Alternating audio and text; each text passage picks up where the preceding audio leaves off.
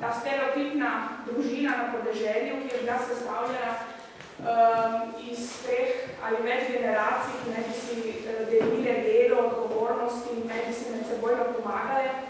In v okviru tega ne bi potekala tudi oskrba ostarelih in onemoglih. To je nekakšna idilična podoba družbe, v kateri ne bi starejši uživali spoštovanje, ne bi bili gmotno preskrbljeni.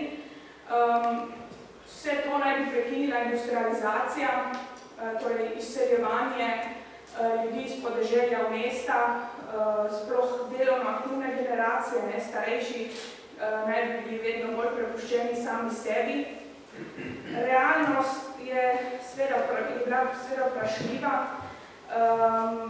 To življenje v teh velikih skupnostih ni bilo povsod pravilo. Kot smo slišali, delitev premoženja in breme oskrbe ostarelih je pogosto vodilo v konflikte. Pa tudi na podeželju v 19. stoletju težko govorimo o pravem upokojevanju, ker tudi umik v preužitek ni pomenil popolnega prenehanja delovne aktivnosti. Seveda status kmeta se je razlikoval od njegovega siceršnjega ekonomskega statusa, od velikosti posestva, ampak v vsakem primeru, ne glede na njihov prejšnji gmotni položaj, so bili lastniki, oziroma prejšnji lastniki in gospodari na svoji zemlji, ob zatonu življenja, pogosto prepuščeni svojcem na milost in nemilost. To je odpiralo vrata zanemarjanju, šikaniranju, celo fizičnemu nasilju nad ostarelimi člani družine. Tako da se je v javnosti vedno bolj govorilo o tem, da je potrebno ta razmerja nekako drugače urediti in zaščititi pač šibkejši člen družbe, ne tudi, ko so sploh ostareli prebivalci. Ob koncu 19. stoletja lahko na splošno v evropskih državah opazujemo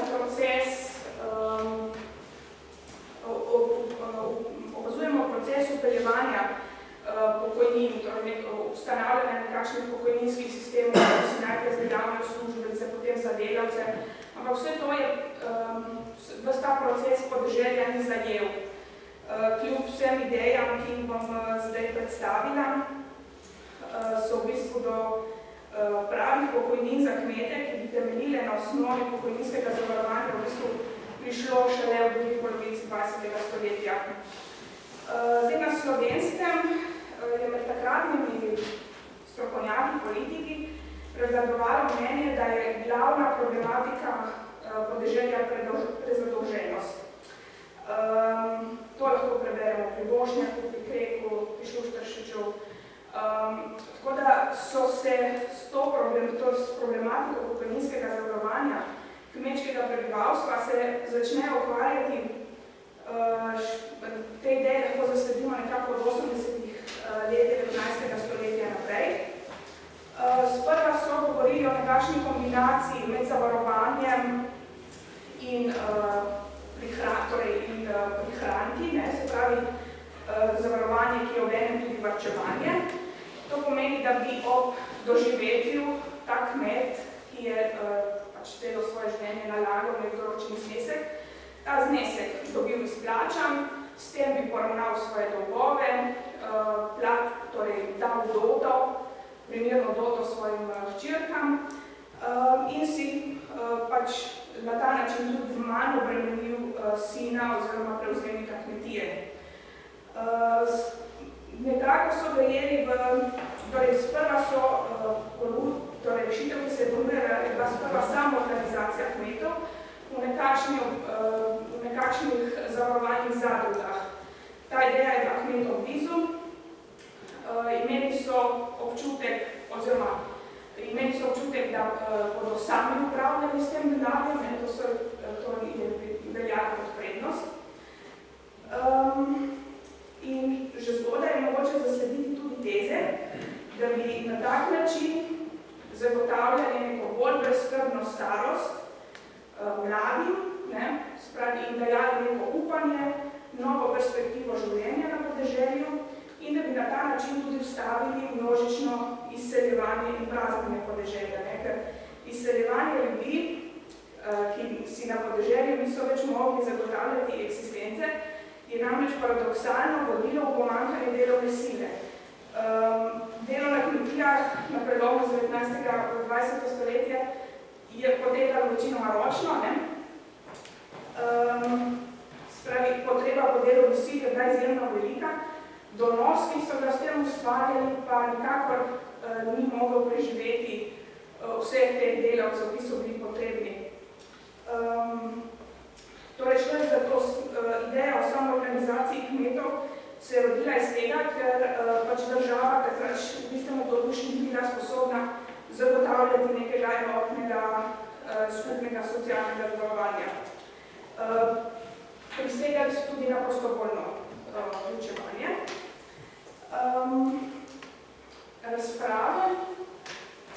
Razprave o nujnosti teh ureditev so dobile nov zagon o vladnih načrtih, da problematiko socialnih zavarovanj, to je vlada želela problematiko socialnih zavarovanj urediti na celosten način.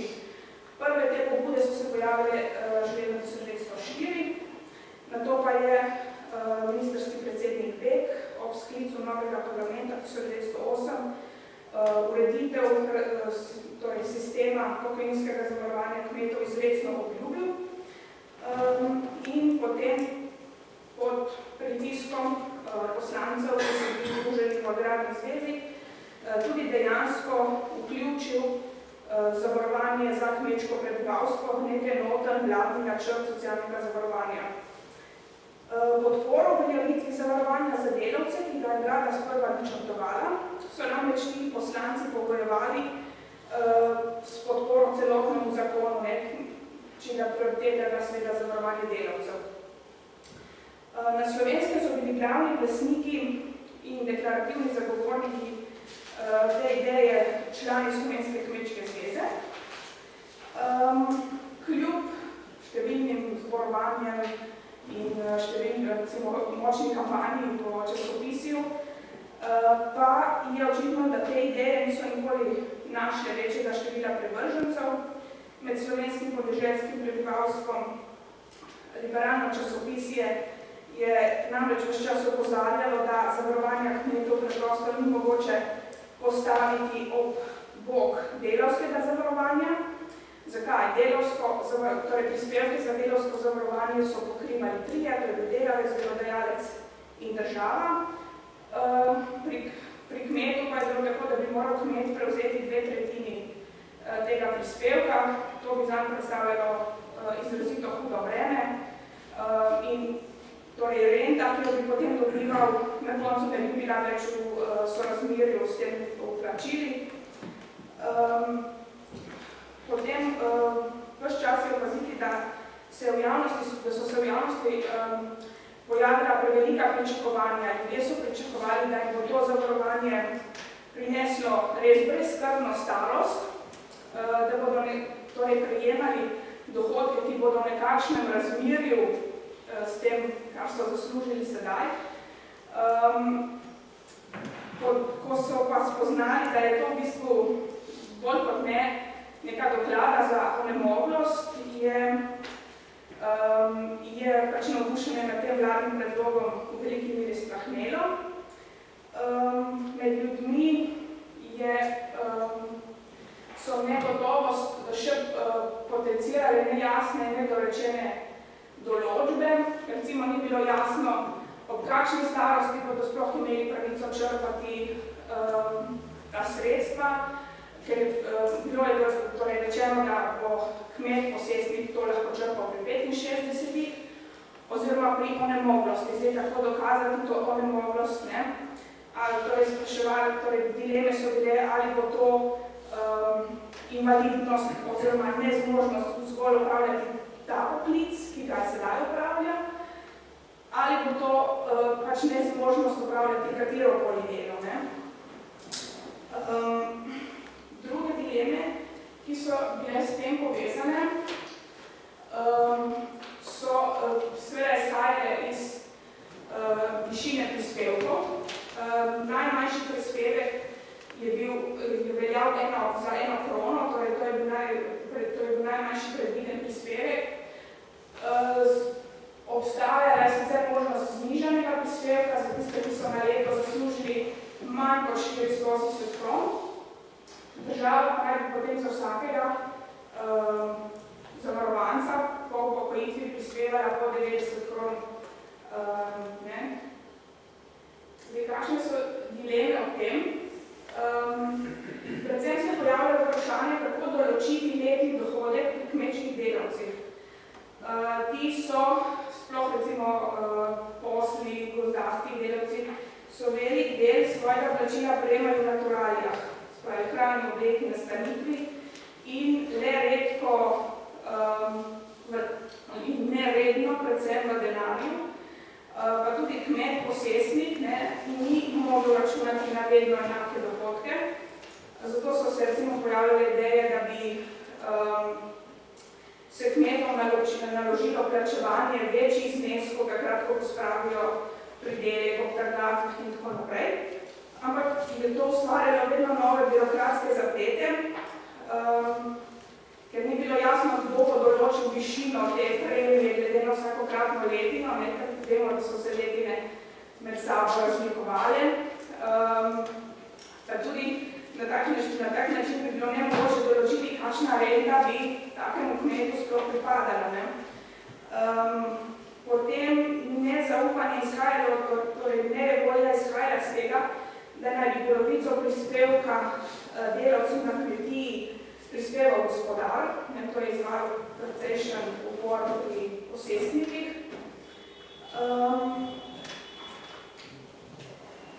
Potem seveda liberalci so vse čas poudarjali, da bodo za zagotavljanje teh pravic potrebna dodatna in izdatna sredstva iz proračuna. Ljudi so vse čas strašili s podatkom, da bo le 8% teh ljudi, torej zavarovancev, dejansko doseglo starost 65, ker naj bi vsi zgarani umrli že prej. Pa tudi, če bodo dosegli to starost 65 let, naj bi to rento uživali leto ali 2 in da bodo v bistvu dobili torej ta renta, ki jo bodo potem izčrpali ven, naj bi bila nižja od podpore, ki bi sicer pripadala iz obožnega sklada, do katere bi bili recimo upravičeni brez vsakih uplačil. Tako da ob vseh teh dilemah ne preseneča, da so kmetje na shodih začeli množično zavračati te ideje, da je Krek postal v svojih prizadevanjih večinoma sam. Izdal je celo brošuro v samozaložbi, ker je v bistvu tudi njegova stranka tem idejam večinoma obrnila hrbet. Tako da starostno, torej kmetje so ves čas na to starostno zavarovanje gledali kot na nov davek. Sredstev zanj, torej za plačevanje v denarju, pa naj slovenski kmet ne bi imel kje vzeti. Vedeti moramo in upoštevati dejstvo, da je kmetijsko gospodarstvo v tej dobi v veliki meri še vedno temeljilo na samooskrbi, na blagovni menjavi in da je bilo pomanjkanje tekočih sredstev, torej tekočih denarnih sredstev tolikšno, da kmetje enostavno niso želeli pristati na še en izdatek v denarju. V časopisju seveda lahko preberemo nasprotne argumente, da seveda se zmeraj pa najde denar za tobak, za pijačo, tako da se zdaj 1 krona za zavarovanje ne najde, ampak pač slovenski kmet je veljal za konzervativnega, do skrajnosti nezaupljivega, tako da so ga vsa pregovarjanja za manj in do prve svetovne vojne se to zavarovanje ni uresničilo. Prva svetovna vojna je seveda prinesla še dodatno razdejanje, še več socialnih in ekonomskih problemov, hudo pomanjkanje delovne sile. Jugoslavija je leta 1922 sicer uredila zavarovanje delavstva in sicer za slučaj bolezni, nesreč pri delu, invalidnosti, starosti in smrti, vendar je v praksi izvajala le zavarovanje za primer bolezni in nesreč pri delu, medtem ko je zavarovanje za primer starosti bilo odloženo za nedoločen čas. Ob sprejetju tega zakona leta 2022 je bilo določeno, da bodo zavarovanje za kmete uredili najpozneje v roku enega leta, se pravi do julija 2023, pa se to ni zgodilo. Te teme so občasno spet prihajale na dan, bolj recimo v letu 2026 se je pojavila nova pobuda, da bi se to mogoče uredilo na neki prostovoljni ravni. Vedno znova pa so prihajale, je bilo jasno, da javno mnenje temu nasprotuje.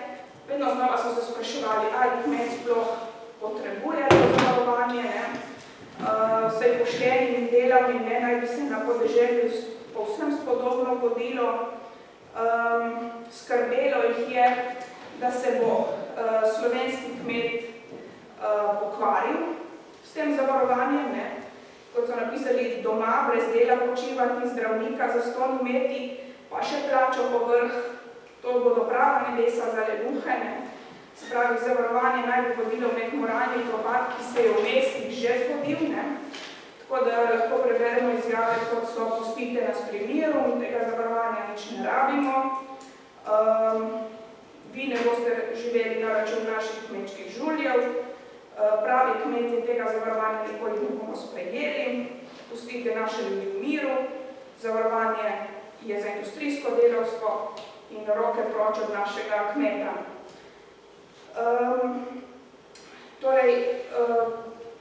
Tudi v času Jugoslavije je to zavarovanje ostalo mrtva, se ni nikoli dejansko resničilo. Zavarovanja so bili, edine izjeme, ki so bili deležni zavarovanja, pa so bili tisti poljski delavci, ki so pri svojem delu uporabljali strojne naprave, čeprav so ves čas, to so bili sveda redki, ampak ves čas so poudarjali, da bi morali vključiti vsaj še gozdarske delavce, pač zaradi težkega dela v gozdu.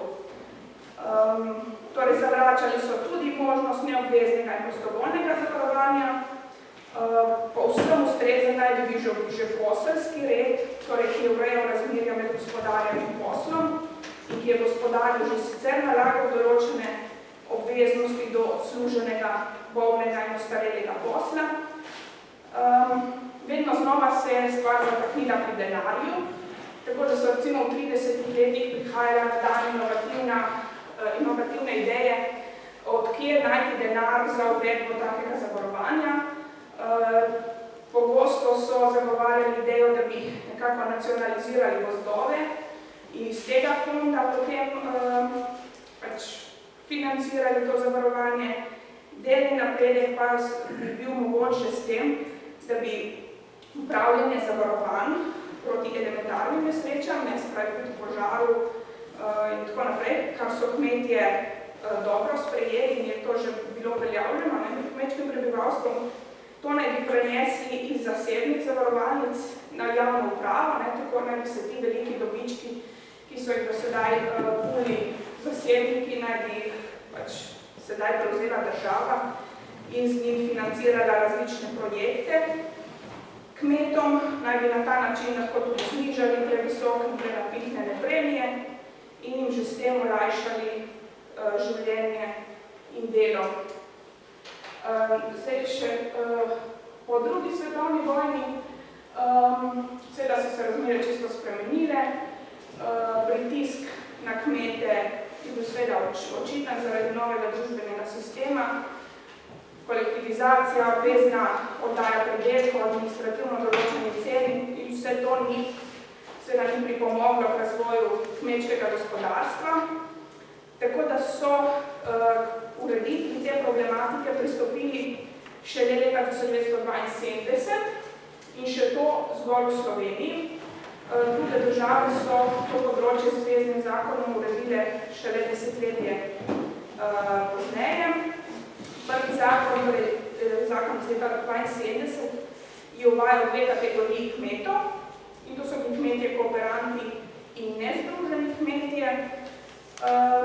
Kmet kooperant je imel pravico do izbire zavarovanja, lahko je bil zavarovan v okviru starostnega zavarovanja kmetov, ali pa je bil zavarovan kot oseba v delovnem razmerju, torej kot vsak drug delavec. Ta zakon je izrazito nagrajeval kmete kooperante, poskušal na tak način spreminjati družbeno-ekonomske razmere na podeželju. Nagrajevali so tako, da so jim ponujali 5 osnov, da si je kmet lahko sam izbral tisto, po kateri bo zavarovan, omogočali so jim dokup pokojninske dobe in tako naprej. Kmetje so na začetku od leta 72 do 76 svojimi prispevki pokrivali nekako polovico izdatkov za te pokojnine, potem pa je število upokojencev, kot bomo videli potem tabelo, tako hitro naraščalo, da pač zgolj iz prispevkov niti te polovice niso mogli več zagotavljati. Zato se je po letu 76 to razmerje spremenilo v 30-70, torej so kmetje prispevali približno 1/3 sredstev iz industrije, pa potem oziroma z delavstva pa 70%. Na ta način naj bi preprečevali drobljenje posesti. Kmetje so poskušali motivirati, da bi si pač pomagali z drugimi vrstami dohodkov, ampak v osnovi je ostajalo pravilo, da je po tem zakonu na eno kmetijo obstajala ena pokojnina, torej da če je bilo več članov kmečke družine, so si to pokojnino razdelili, da je obstajala zgolj pravica do starostne pokojnine, da torej še niso bili invalidsko zavarovani, da so bili pod enakimi pogoji zavarovani moški in ženske. Več pravic so imeli kmetje borci, ki so se lahko upokojili prej in imeli so že pravico do varstvenega dodatka, pa potem do obdobja, ki so ga preživeli pač v partizani, se jim je štelo vojno, tako da so imeli več beneficijev. Zdaj, ta zakon z želenega ni dosegel, ni imel tega želenega vpliva na družbeno-ekonomske razmere, torej da bi se ljudje zaradi tega množično postajali kooperanti, množično vključevali v zadruge, do tega pač ni prišlo. Iz te tabele pa tudi lahko vidimo, da je število kmečkega prebivalstva v Sloveniji drastično, torej še naprej padalo, da je sploh v teh letih, 70 letih, recimo do leta 81 prišlo do drastičnega upada množičnega izseljevanja, da se to samo zaradi pač tega zavarovanja ni ustavilo. Tukaj imamo nekaj podatkov. Koliko oseb se je pravzaprav vključilo v to zavarovanje. Pomembno namreč povedati, da je bilo to zavarovanje namenjeno zgolj čistim kmetom, pa tistim kmetom, ki so to opravljali kot edini poklic. Da torej za tiste polproletarce to ni veljalo. Tukaj imamo podatke o tem, kako je skupno število zavarovancev, kmetov v skupnem številu zavarovancev še vedno upadalo. Medtem ko lahko opazimo, da je pač to število kmečkih pokojnin po prvih letih izrazito naraščalo, kar nam kaže na starostno strukturo, torej da je na kmetih v bistvu ostajala predvsem starejša populacija, ki je relativno hitro izpolnila pogoje za upokojitev, in s tem so tudi narasli stroški, ki jih je država morala pokrivati. Torej, kot sem že rekla, naslednji zakon je bil zato sprejet leta 82. Za Slovenijo, za slovenskega kmeta je bilo pomembno, da je leta 83 bil sprejet zakon o pokojninskem in invalidskem zavarovanju, da so kmetje po 1.1.84 prvič vključeni v enotni sistem, ki jim je dajal več pravic, krog zavarovancev je bil večji, zavarovani so bili namreč tudi družinski člani kmeta. Še vedno se je ohranil ta poseben status združenih kmetov oziroma kmetov kooperantov. Zavarovanje je postalo obvezno tudi za nezdružene kmete, ampak ta delitev se je ohranila vse do leta 90. Tukaj imamo nekaj podatkov, iz katerih, torej, koliko, recimo, vidimo, kako od leta 84 do 92 sploh padalo število kmetov zavezancev, se pravi, da se je v bistvu prepolovilo skoraj. Kako so v tem zakonu nekako drugače določili prispevke, tako da so nekoliko spremenili to solidarnostno udeležbo združenega dela in uvedli še prispevke lastnikov oziroma zavezancev davka od kmetijskih zemljišč, ki prej niso prispevali po prejšnjem zakonu. Po letu 92 je bilo odpravljeno ločevanje na združene in individualne kmete. Pojavila pa se je ta možnost izbire zavarovanja za širši ali ožji obseg pravic, kar je bilo ukinjeno na to 96. ker so se kmetje večinoma zavarovali vsi po ožjem obsegu, kar se je potem izkazalo za neustrezno, ker bi to ni omogočalo preživetja ali pokojnine po tem ožjem obsegu pravic so bile, oziroma so še tako odgovorne, da od tega se ni dalo živeti. Tukaj samo še kot zanimivost, število zavarovanih kmetov. Lahko rečemo, da je danes ta kategorija skoraj izginila, oziroma da je leta 2014 bilo zavarovanih samo še nekaj manj 6000 ljudi. Hvala za pozornost.